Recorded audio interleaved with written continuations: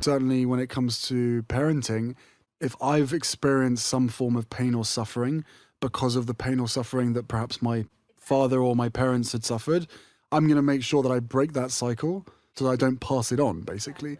To be the talk of town is not free, and it seems Harry is ready to pay the price. First, he was going to Oprah Winfrey and making shocking revelations alongside his wife, and now blasting his father publicly. The renegade Duke took his war with his family to a new level Thursday as he claimed in a new interview that Prince Charles handed down a cycle of genetic pain and suffering to him, which he and wife Meghan Markle moved to Los Angeles to break.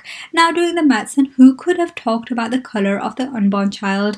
Something that is not outrageously racist points towards Prince Charles, but call it mere speculation. We don't know if it was ever said, and if it was said, what the intention was, but one thing is for sure, that while everyone was thinking the royal feud is between William and Harry, Harry's direct calling out his father depicts a different story. But it is interesting how Harry blamed his father and at the same time meant Prince Charles is not entirely responsible for his parenting failure. He treated me the way he was treated, the 36-year-old said on Dax Shepard's Armchair Expert podcast.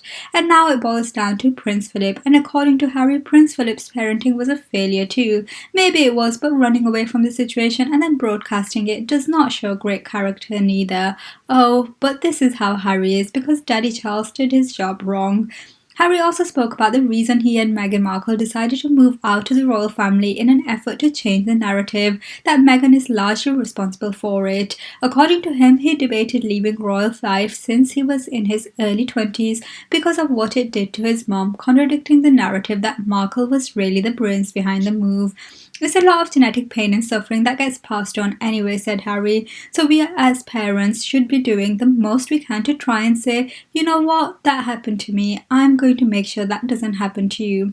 The Duke of Sussex said he now wants to break the cycle within his family after realizing that much of the way he was treated as a youngster was the result of how his own dad was raised by Queen Elizabeth II and the late Prince Philip. Harry went on to describe his life as a royal as a mixture between the Truman Show and being in a zoo.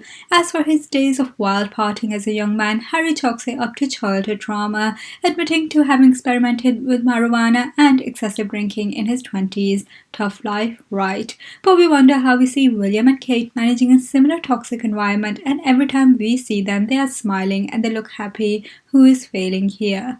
Thanks for watching. Have it all daily. Please like, share and subscribe, and check out our website for more. There's a lot of genetic pain and suffering that gets passed on anyway. Yeah, and we as parents, we should be doing the most that we can to try and say, you know what, that happened to me, I'm going to make sure that doesn't happen to you.